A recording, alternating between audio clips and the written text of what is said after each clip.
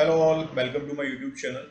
तो आज की वीडियो में हम लोग बात करने वाले हैं high availability and disaster recovery options की, जो कि हमें अजूर सीक्वल सर्वर में और अजूर सीक्वल डेटाबेस में प्रोवाइड होते हैं। तो पहले समझेंगे हम लोग कि हाई अवेलेबिलिटी क्या होता है, डिजास्टर रिकवरी क्या होता है। उसके बाद फिर हम लोग समझेंगे कि इसको दूर करने के लिए जो अप्रोच यूज़ करते हैं अपन लोग कंपनियों में और इंटरप्राइज एप्लीकेशंस के लिए, तो वो कौन कौन सी होती हैं। तो सबसे पहले आता है इस पे कि बिजनेस कंटिन्यूटी, जैसे कि आप लोग देख पा रहे हैं। अब बिजनेस कंटिन्यूटी क्या होता है और बिजनेस कंटिन्यूटी को अचीव करने के लिए हम लोगों को क्या क्या करना होता है, क्योंकि बिजनेस कंटिन्यूटी का मतलब क्या होता है बेसिकली कि हमारी एप्लीकेशन, हमारी वेबसाइट्स पे कोई भी डाउन टाइम ना हो, कभी बंद ना हो, हमेशा 24 घंटे अप एंड रनिंग रहे। तो ये एक अप्रोच है जो कि हम लोग यूज़ करते हैं अपनी कोई भी अजूर सर्विसेज हो। कोई ऐसा नहीं कि अजूर सीक्वल डेटाबेस के लिए ही ये, बहुत सारी अजूर सर्विसेज के हैं जो जिनके लिए हम लोग ये यूज़ करते हैं कि हमारी वो सर्विस, हमारे वो रिसोर्सेज को हमेशा अप एंड रनिंग रहें। तो इसको बेसिकली कॉन्फ़िगर कैसे करते हैं, इसके पीछे का अप्रोच क्या है, वो हम लोग इस वीडियो में डिस्कस करने वाले हैं आज। तो बिजनेस कंटिन्यूटी को स्टेबलाइज करने के लिए हमारे पास तीन पिलर हैं इसके। पहला है availability, high availability, disaster recovery. यहाँ पे हम बात कर रहे हैं सिर्फ और सिर्फ अजूर सीक्वल डेटाबेस के बारे में। चलिए फिर आगे मूव करते हैं, नेक्स्ट स्लाइड पे देखते हैं क्या क्या है ऑप्शंस। सबसे पहले समझेंगे हम लोग बिजनेस कंटिन्यूटी क्या है। तो business continuity is a proactive way to ensure mission critical business operation continue during a disruption और in the event of disaster. इसका मतलब क्या हुआ बेसिकली, हमारी कोई भी एप्लीकेशन, कोई भी वेबसाइट्स 24 घंटे अप एंड रनिंग रहे, उसमें वो कभी भी बंद ना पड़े। ये होती है, इसका मतलब होता है बिजनेस कंटिन्यूटी। बेसिकली एक अप्रोच है जो हम लोग कॉरपोरेट्स में यूज़ करते हैं कि भैया हमारी वेबसाइट्स कभी भी डाउन ना जाए, उस पर कभी भी कोई इशू ना हो। तो उसको हम लोग कैसे कॉन्फ़िगर करें कि ये चीज़ें कभी ना हो और हमारी एप्लीकेशन परफॉर्म अच्छा करे। अब बिजनेस कंटिन्यूटी जो अपनी है, वो कौन कौन से इवेंट ऐसे होते हैं जिसके कारण ये हो सकती है, कि मतलब अपनी एप्लीकेशन डाउन किस किस रीजन से हो सकती है। पहला है ह्यूमन एरर। हम लोग कोई एप्लीकेशन को डिप्लॉय कर रहे हैं या होस्ट कर रहे हैं, तो हमसे ही कोई गलती हो जाए तो वो ह्यूमन एरर हो गया, उस कारण भी हमारी एप्लीकेशन डाउन हो जाएगी और हमारी एप्लीकेशन की जो बिजनेस कंटिन्यूटी अप्रोच है वो फेल हो जाएगी। दूसरा ऑप्शन इक्विपमेंट फेलियर। अब जहाँ पे हम लोग अपनी एप्लीकेशन को होस्ट कर रहे हैं या डिप्लॉय कर रहे हैं, सब हम लोग वहीं पे कोई इश्यू हो गया, जैसे हम लोग अज्योर डेटाबेस यूज कर रहे हैं। अब अज्योर डेटाबेस हम लोगों ने जहाँ पे सर्विस और जहाँ पे रिसोर्सेज को क्रिएट किया है, अब उसी डेटा सेंटर का मान लो कोई क्लस्टर फेल हो जाए या वहाँ की पावर सप्लाई बंद हो जाए या कुछ कूलिंग की प्रॉब्लम आ जाए, तो इस चक्कर में भी हमारी एप्लीकेशन क्या है, बंद हो जाएगी। तो ये इक्विपमेंट फेलियर हो गया। तीसरा है नेचुरल डिजास्टर। अब कहीं बाढ़ आ गई या भूकंप आ गया और मान लो कि भाई अज्योर का डेटा सेंटर ही डूब गया, तो हमारी एप्लीकेशन ऑब्वियस सी बातें काम करना बंद कर दी, क्योंकि हमने तो वहीं पे अपनी एप्लीकेशन को डिप्लॉय किया हुआ है। चौथा है मैन मेड डिजास्टर। अब कोई वॉर हो गया, कोई दो देशों के बीच जंग हो गई या कुछ भी हो गया, तो उस चक्कर में हो सकता है कि भाई जिस रीजन में हमारा डेटा सेंटर है वो अफेक्ट कर जाए। तो ये सब रीजन होते हैं जिनकी जो हमारी एप्लीकेशन को डाउन करते हैं। अब इसी इन सबको दूर करने के लिए ही जो अप्रोच बनाई गई है उसको बोलते हैं बिजनेस कंटिन्यूटी। भी कोई भी कुछ भी हो जाए, लेकिन हम चाहते हैं कि हमारी एप्लीकेशन हमेशा अप एंड रनिंग रहे। तो अब इस अप्रोच को कैसे कॉन्फ़िगर करते हैं वो देखेंगे हम लोग अज्योर सीक्वल डेटाबेस के कंटेक्स्ट में।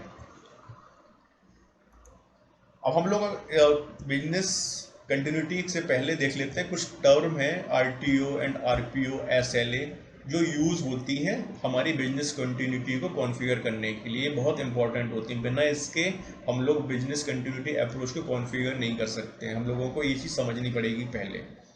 तो आरटीओ एंड आरपीओ होता क्या है। तो बेसिकली आरटीओ और आरपीओ, कोई भी आप अज्योर हो, अमेजोन हो या गूगल हो, कोई भी क्लाउड प्रोवाइडर यूज़ कर रहे हैं, तो वो आपको एक सर्विस लेवल एग्रीमेंट प्रोवाइड कराते हैं। भैया आपने ये एसएलए लिया है या ये ऑप्शन चूज़ किया है, तो हम आपको इसमें ये दे रहे हैं कि भैया आपकी एप्लीकेशन हमारी 99.99% तो हमेशा हमारी तरफ से अप एंड रन रहेगी, कोई इशू नहीं आएगा हमारे इंफ्रास्ट्रक्चर में। लेकिन पॉइंट कुछ कुछ परसेंटेज चांसेस हैं कि भैया ये भी डाउन हो सकता है। तो अगर वो डाउन होता है, अपन का SLA जो अपन ने एग्रीमेंट लिया है माइक्रोसॉफ्ट से, अगर वो ब्रीच होता है तो माइक्रोसॉफ्ट ऑटो ऑब्वियस सी बात है हम लोगों को कुछ उसका भुगतान करती है। तो इसलिए RTO और RPO समझना बहुत ज़रूरी है कोई भी हाई अवेलेबिलिटी और डिजास्टर रिकवरी अप्रोच को कॉन्फ़िगर करने के लिए। तो अब RTO क्या होता है? Recovery time object. अब इसका मतलब क्या हुआ बेसिकली? तो पहले इसको समझे क्या है। RTO is a matrix that define the time to recover your IT infrastructure. अब जैसे अज्योर का सपोज कोई डेटा सेंटर फेल हो गया, अब ऑब्वियस सी बात है उसको फिर से चालू करने के लिए थोड़ा बहुत तो समय लगेगा। अब उस समय में हमारा कितना टाइम लग रहा है, तो हम लोग ये मतलब पहले सोचेंगे कि अगर हम लोग हमारी एप्लीकेशन 10 मिनट के लिए या 20 मिनट के लिए या 25 मिनट के लिए डाउन जाती है, तो क्या जो लॉस होगा वो हम लोग उसको झेल सकते हैं?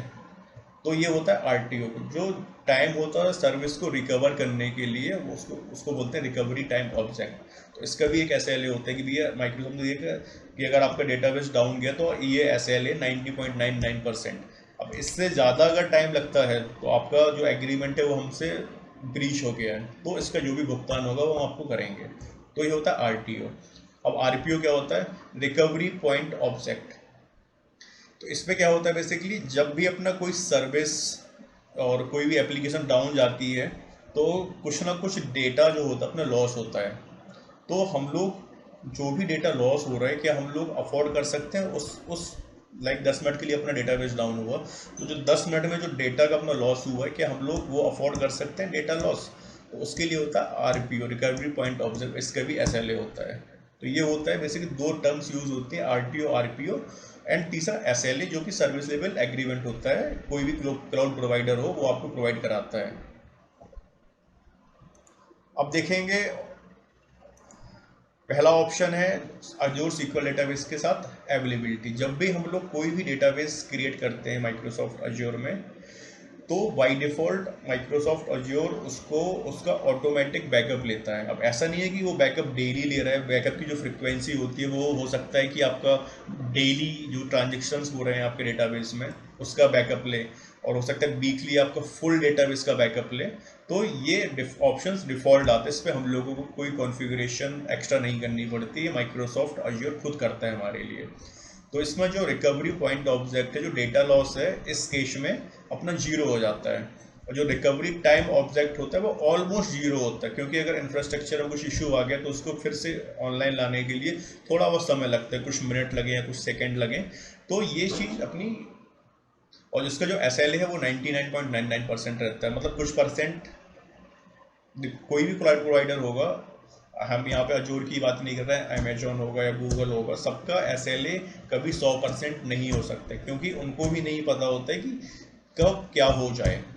तो इसलिए ये लोग कुछ महीने में, कुछ मिनट, मतलब बेस्ड ऑन SLA कुछ टाइम लेके चलते हैं कि भैया इतना समय हम लेंगे ही लेंगे। मेंटेनेंस हो गया, कुछ पैचेस अपग्रेड हो गए, अपग्रेड करना हुआ कुछ OS को, तो उतना वो टाइम लेते ही लेते हैं। तो ये जो ऑप्शन आता है अवेलेबिलिटी, बाई डिफॉल्ट आता है जब भी हम कोई डेटाबेस क्रिएट करते हैं। दूसरा ऑप्शन है अपने पास हाई अवेलेबिलिटी। अब ये ऑप्शन माइक्रोसॉफ्ट हमको देता है कि आपको इसको यूज़ करना है, अगर करना है तो आप इसको यूज़ कर सकते हैं, लेकिन इसके चार्जेस होंगे वो अलग से देना पड़ेगा। तो अभी कैसे काम करता है हाई अवेलेबिलिटी? इस पर बेसिकली क्या होता है, जो जोन रिडंडेंसी होता है, मतलब अपनी जो डेटाबेस होगा वो एक डेटा सेंटर में नहीं होगा। मतलब जोन रिडंडेंसी में क्या होता है, 3 अवेलेबिलिटी जोन मिलते हैं हम लोगों को। ऐसे आप देखो इस इमेज पे, अवेलेबिलिटी जोन 1, 2 एंड 3, तीनों अवेलेबिलिटी जोन का अपना एक खुद का डेटा सेंटर होगा। तो जो आपका जो डेटाबेस होगा वो इस डेटा सेंटर में भी होगा, इस डेटा सेंटर में भी होगा, इस पे भी होगा। तो इस पे चांसेस जो है अपने एप्लीकेशन के डाउन जाने के बहुत कम हो जाते हैं। इसलिए आप देखोगे इनका जो SLA है वो भी बढ़ गया, यहाँ पे 99.995% दे रहे हैं ये लोग। तो ये बेनिफिट होता है अपना हाई अवेलेबिलिटी, लेकिन इसको हमको खुद से ही कॉन्फ़िगर करना पड़ता है, बाय डिफ़ॉल्ट नहीं आता है जब भी। और ये जो ऑप्शन है ऐसे नहीं सारे प्राइसिंग टियर में मिलेगा। कुछ जैसे बिजनेस क्रिटिकल हो गया, जनरल पर्पस हो गया, इन कुछ प्राइसिंग टियर जो होते हैं डेटाबेस के, उन पे ही ऑप्शंस मिलता है, सारे पे नहीं मिलता। आप सोचो कि बेसिक पे हमें हाई अवेलेबिलिटी का मिल जाए तो नहीं मिलेगा, आपको उतना कॉस्ट पे करना पड़ेगा एक्स्ट्रा फीचर के लिए। तो ये हाई अवेलेबिलिटी ऑप्शन है जिससे हमारी एप्लीकेशन की जो बिजनेस जो हमारी बिजनेस कंटिन्यूटी है वो बनी रहती है। और जो सबसे लास्ट ऑप्शन आता है जो कि है हमारा डिजास्टर रिकवरी, जिसको नाम ही लगा डिजास्टर। डिजास्टर रिकवरी अपना कब कब होता है, जैसे कोई फ्लड आ गया, तो जैसे इंडिया में बाढ़ आ गई मान लो, तो जो माइक्रोसॉफ्ट का जो भी डेटा सेंटर है, जैसे पुणे हो गया, मुंबई हो गया, या अगर यहाँ पे कुछ आता है तो अपना जो डेटा सेंटर पूरा बंद हो जाएगा उस पर, क्योंकि पावर सप्लाई कट हो जाएगी तो ऑब्वियसली बात अपनी एप्लीकेशन काम करना बंद कर देगी। तो उस चीज़ में हम लोग क्या करते हैं, दो ऑप्शंस होते हैं उस चीज़ से निपटने के लिए। पहला होता है एक्टिव जियो एप्लीकेशन और दूसरा होता है फेल ओवर ग्रुप। तो ये दो ऑप्शंस हैं जो हम लोगों को खुद से कॉन्फ़िगर करने पड़ते हैं, और इसके जो प्राइस होते हैं वो ऑब्वियस सी बात है, क्योंकि एक्स्ट्रा फीचर मिल रहा है तो इसको अपन को एक्स्ट्रा पे भी करना पड़ेगा। तो ये फीचर्स हमको माइक्रोसॉफ्ट देते हैं कि अगर आप चाहो, आप चाहते हो कि आपकी बिजनेस जो आपकी एप्लीकेशन वो हमेशा ऑलमोस्ट हमेशा अप एंड रनिंग रहे, तो भी आप डिजास्टर रिकवरी का ऑप्शन भी लेके चलो कि अगर कुछ इनकेस होता है डेटा सेंटर लेवल पे फेलियर या रीजन लेवल पे फेलियर, तो दूसरे रीजन पे आपने डिप्लॉय किया हुआ है अपने डेटाबेस को, वो आपका हमेशा काम करेगा। क्योंकि ऐसा तो है नहीं कि एक साथ चाइना में भी बाढ़ आ गई, इंडिया में भी आ गई, यूएस पे भी आ गई, ऐसा तो नहीं हो सकता है। तो उस बेसिकली इशू को रिजॉल्व करने के लिए हम लोग कॉन्फ़िगर करते हैं मल्टी रीजन आर्किटेक्चर बेसिकली। तो ये होता है अपना सेकंड ऑप्शन डिजास्टर रिकवरी का। थर्ड ऑप्शन जो की है, और बट अवेलेबिलिटी जो प्राइसिंग अपना कम होगा, क्योंकि जो अपन लोगों को प्राइसिंग टियर होगा वो कम प्राइसिंग में ही वो ऑप्शन मिल जाता है। बेसिक हुआ, स्टैंडर्ड हुआ, जनरल पर्पस हुआ, हाइपर स्केल हुआ, मतलब बहुत सारे प्राइसिंग टियर हैं। मैं सब प्राइसिंग टियर की बात नहीं कर रहा हूँ। प्रॉपर डॉक्यूमेंटेशन माइक्रोसॉफ्ट की वेबसाइट पे है उसका, जहाँ पे आप कंपेयर कर सकते हो कि भैया किस प्राइसिंग टियर पे क्या क्या फीचर्स हम लोगों को मिल रहे हैं। तो आई थिंक आप लोगों को समझ में आया होगा कि डिजास्टर रिकवरी और हाई अवेलेबिलिटी कॉन्फ़िगर करने के लिए हमारे पास अजूर SQL डेटाबेस में कौन कौन से ऑप्शंस हैं जो हम लोग यूज़ कर सकते हैं और हमारी एप्लीकेशन को अप एंड रनिंग कर सकते हैं 24/7। तो आज की वीडियो के लिए इतना ही। मैं एक सेपरेट वीडियो भी बनाऊंगा कि कैसे कॉन्फ़िगर करते हैं एक्टिव जियो एप्लीकेशन को, कैसे कॉन्फ़िगर करते हैं फेल ओवर ग्रुप को। बस इस वीडियो के माध्यम से मैं एक ओवरव्यू देना चाहता था कि क्या क्या चीज़ टेक्नोलॉजी यूज़ होती है high availability and disaster recovery में, और हम लोग इसको कैसे यूज़ कर सकते हैं अपने इन्वायरमेंट में और अपनी एप्लीकेशन के लिए। So thank you so much, see you in next video.